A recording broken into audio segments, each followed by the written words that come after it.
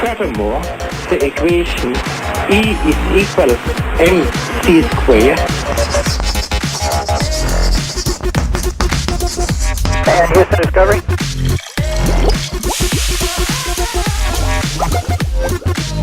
I'm gonna make him an offer again. Welcome, valuable PhD, to another Cheeky Scientist radio show. As always, you can join us for our next live show on our Facebook page, where we stream the show live every Wednesday at 1 p.m. Eastern Standard Time. Just go to facebook.com/My Cheeky Scientist. We also stream the show live every Wednesday at 1 p.m. Eastern Standard Time on our Cheeky Scientist YouTube page. This is the radio show for PhDs who want to excel in industry. If you want to learn more about Cheeky Scientist or our program, the Cheeky Scientist Association, you can go to phdsgethired.com. Just enter your name and email address, and we will send you all of our free materials about transitioning into industry. What is the Cheeky Scientist Association? It is the world's largest training program for PhDs by PhDs that includes a complete blueprint of how to transition into industry and a private job referral network only of PhDs in industry and transitioning into industry. If you already have an industry job, or if you want to learn more about developing your business acumen for industry, you can learn about our Scientist MBA advanced program at phdsgethired.com. We have another great show lined up for you today, so we're going to jump in now. Very excited to get started. We're talking about the path to C-suite positions. We want you all to start thinking about getting into these higher level positions, whether it's science, whether it's engineering, and it can start at the bench. But now we're going to go through the show me the data section, and I'm going to bring on Jeanette. So what we're looking at here is CEOs with a PhD are more innovative than non-PhD CEOs. So what are we looking at here, Jeanette? Yeah, here you can see the red line is actually PhDs who are CEOs, so CEOs who have a PhD. And then on the axis here, we've got the number of patents that those CEOs have gotten over a period of time. Yes. And you can see it's really clear that after 5 years in their position, CEOs who have PhDs have more than 10 patents, whereas CEOs without PhDs is only 3. So that's a huge innovation difference where PhDs are really able to push companies forward and, you know, develop new innovative things. Yeah, what I like about this is it doesn't mean that they are experts at getting patents. What they're experts on are patents. I don't even know what the right way to say it is, but I think yours sounds better, more professional. You don't have to be an expert at this, but you have to be an expert in innovation. What PhDs are really good at is being creative and innovating, right? Seeing how something could be different than anything else that's been done before, going to a patent agent, et cetera, and getting a patent for it. That's really what it is. Like, what you've been trained on is highly valuable. And that's what's going to make companies successful today. Not did you go in and get some, you learn how to tell people what to do, right? It's just very different now. A CEO used to be all about just how's your executive function? Can you make decisions? Of course, that's important, but innovation is more and more crucial today. So this next piece of data says it's based on this header here: more innovative companies have better performance. So we're looking at a chart here. There's 5 different bar graphs for those of you that are listening to us by audio. There is a top quartile, saying that right? There's a second quartile, third, and bottom quartile.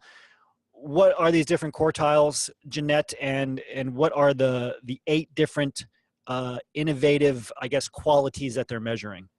Yeah. So this is a McKinsey study where they looked at a variety of companies and their levels of performance within their industries. And what they found was that when companies have these 8 essentials of innovation, I won't go through them because they'll be in the show notes and stuff. So there's things that have to do with being innovative, right? And when companies have those characteristics, they are more successful. They perform higher than their other competitors. And you can see that really in this far right bar graph, where when companies have 7 or more of these skills, the majority, or 59% of the companies who have 7 or more of these innovative skills are in the top performing quartile. So the best companies are also the most innovative. Yeah, and this is why I always want to push all of you to sell the fact that you're innovative and that you're expert learners, because it's so valuable. And you know, the essential qualities they chose, how to define innovation, like Jeanette said, is not really important. I mean, they chose stuff like, one of the qualities is aspiration, discovery, right? The ability to evolve, accelerate learning, scale, this kind of stuff. The words don't matter so much. What matters is if you break down innovation in any number of qualities, those with the most qualities are more successful. You have those qualities. I love this next chart. It shows you where we got the data that's, you know, splashed all over our about page, et cetera, that in the US, only 2% of CEOs have a PhD. Now, there are countries that have similar numbers, you know, Central and South America, Australia, North America in general. That's, I believe that's the original piece of data that we used when making this goal for ourselves to get the number from 2% to 51%.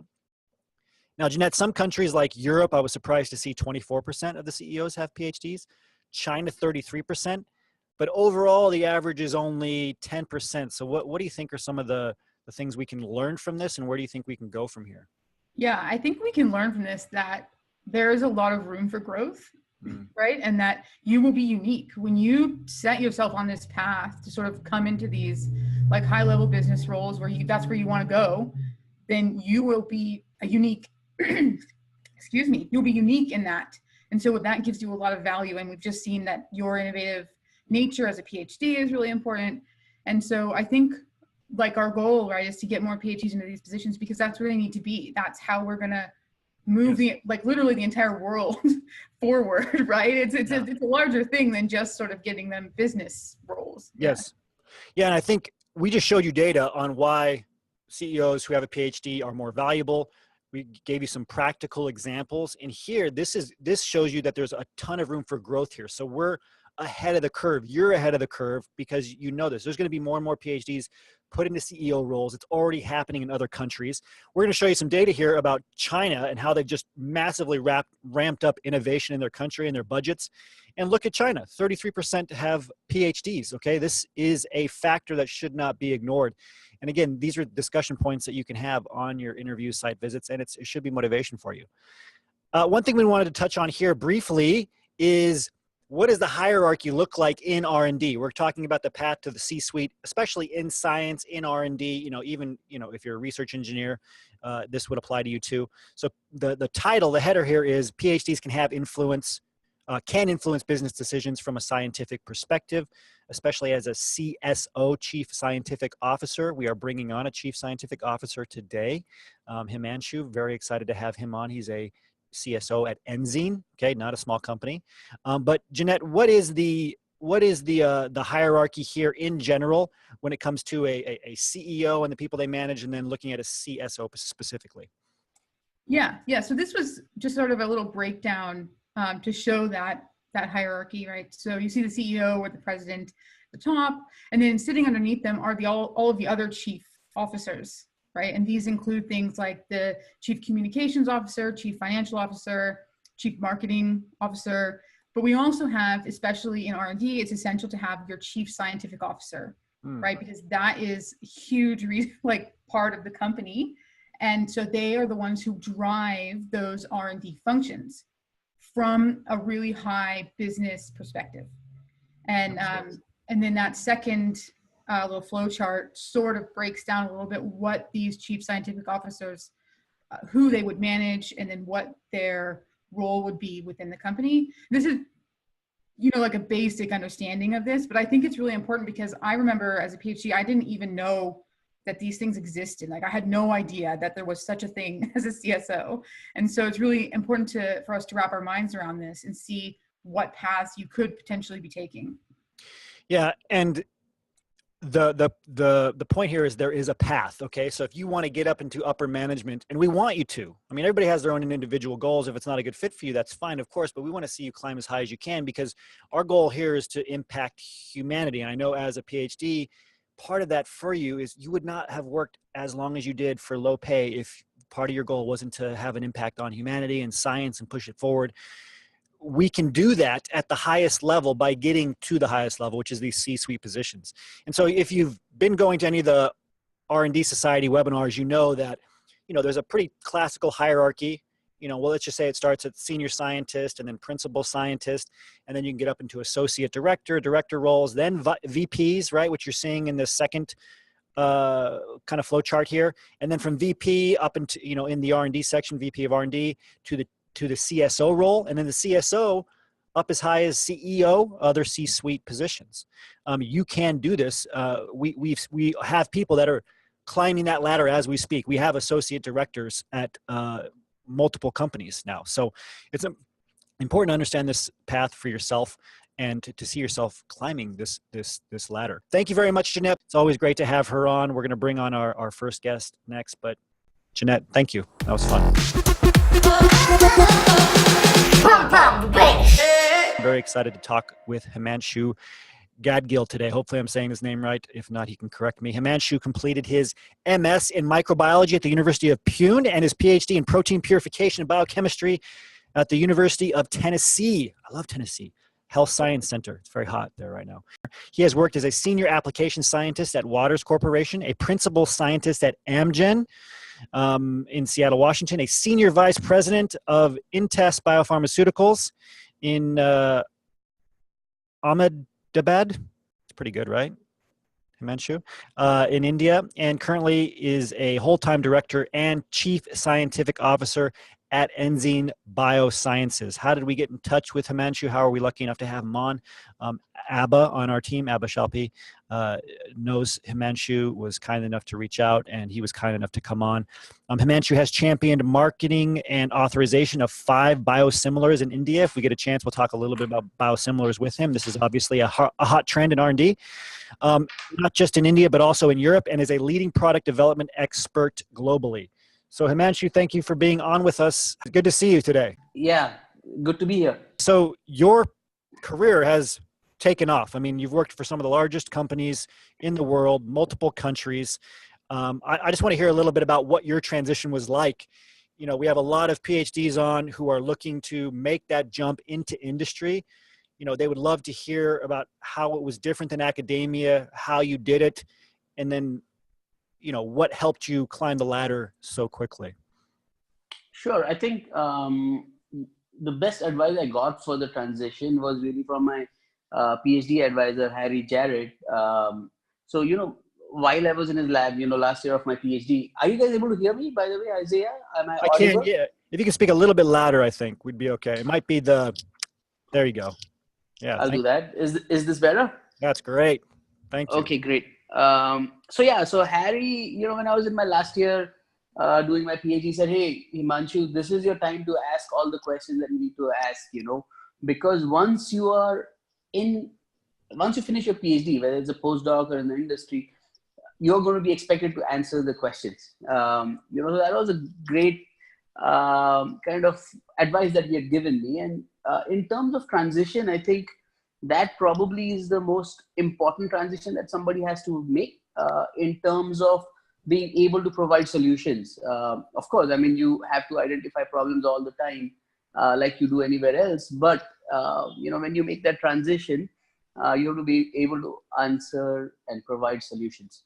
And a lot of that, and I kind of, when I came in, you were talking about these transferable skills.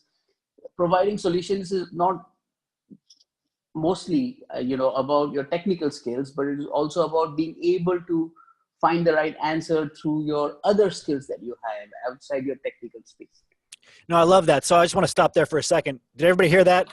Technical skills important, but the transferable skills, and what Himanshu said a couple times was solving problems. Gathering the data and getting the knowledge is great, but solving the problem, I guess that more practical or actionable side, I want to say, it has become more crucial. So maybe you can talk a little bit more about that. I know you've done a lot of fascinating work with biosimilars recently too. So what is, just as an example, a problem that you're currently trying to solve, at least that you can talk about, or that you've solved recently in the past, especially in the field of biosimilars, and what does that look like? If you can think back to a lot of the academics where you're just, for the most part, getting knowledge for kind of the sake of knowledge, what's different now that you're at this level? when it comes to research? Yeah, see, I think the most important part of research in industry is that it's going to be measured more than it is in academics. So when I say measured, what does it mean? You're going to have timelines, you're going to have deliverables, you're going to have to think about your product launches.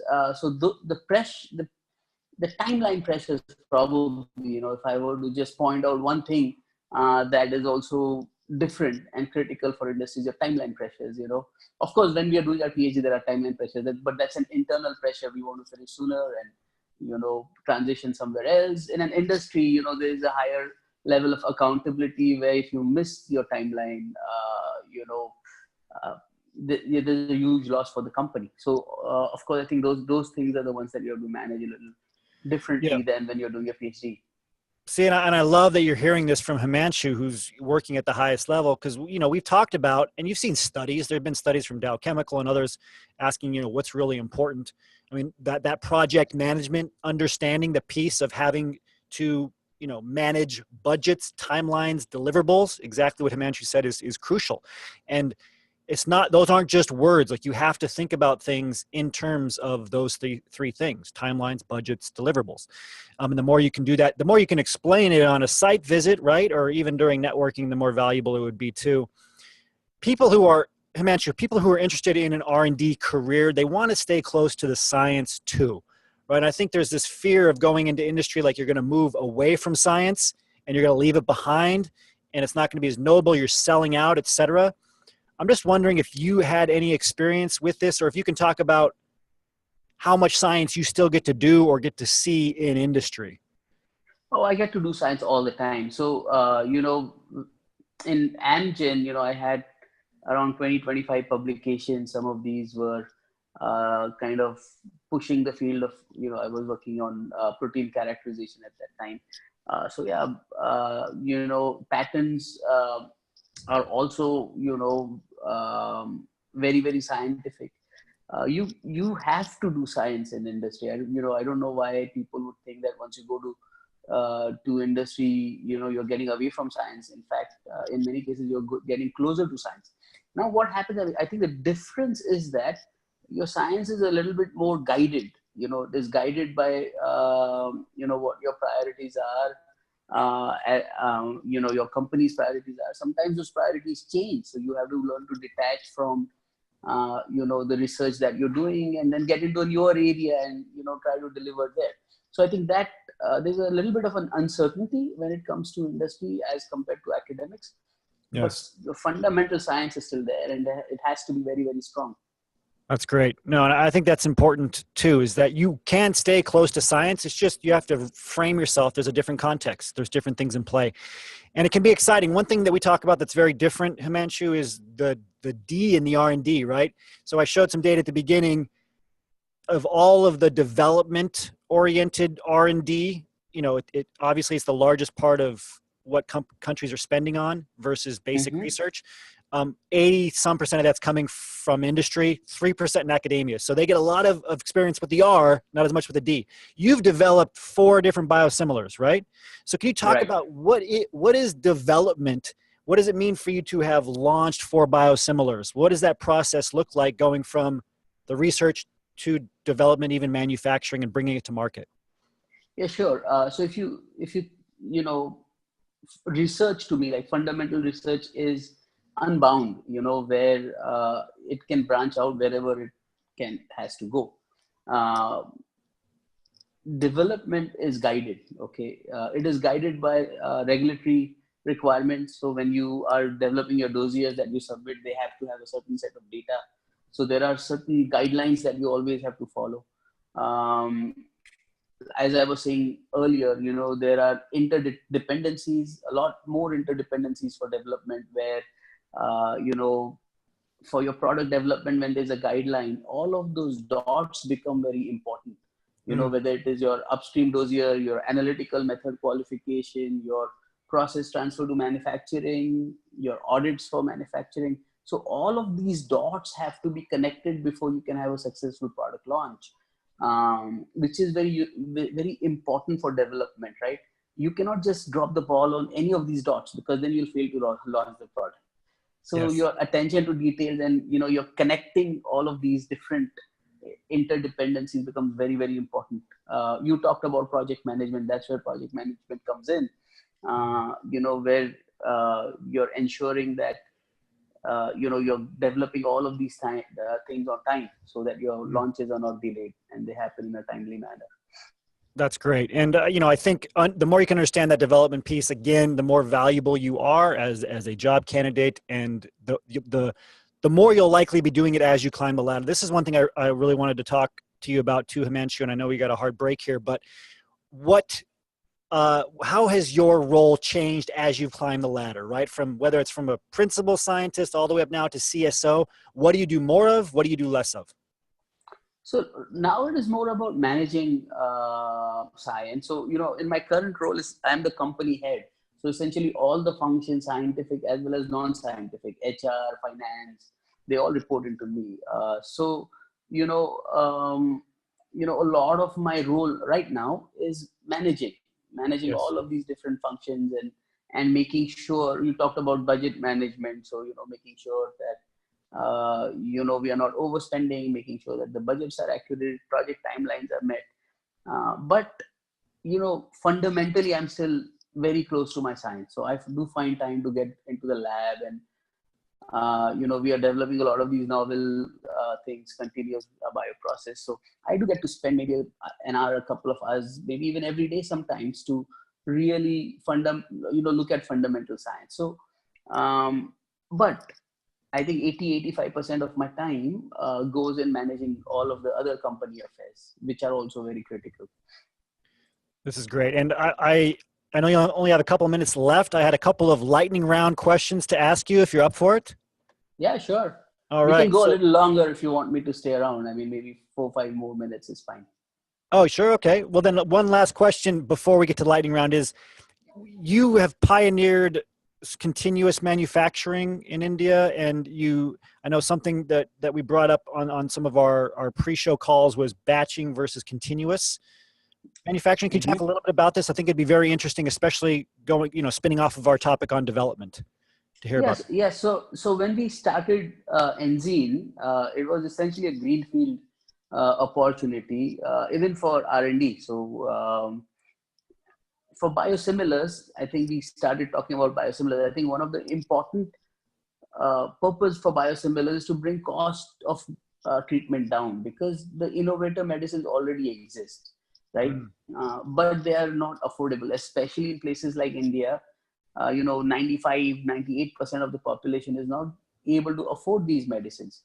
So if we are bringing a biosimilar out, the real purpose of biosimilar is to reduce the cost. Now, we are entering late into the game. There are already 10 biosimilar companies that are ahead of us who've launched a lot of products. Now, even after launching biosimilar, which has reduced the cost of treatment by almost 50%, only 10% of Indians can still afford it, right? So now coming in late, we had to do things differently, because if our goal is to become the number one company from India, then we have to do things differently. We cannot repeat what everybody else has done, and they've been doing it for 10 years and still, have aspirations to become leader in this space. So we had to look at things differently.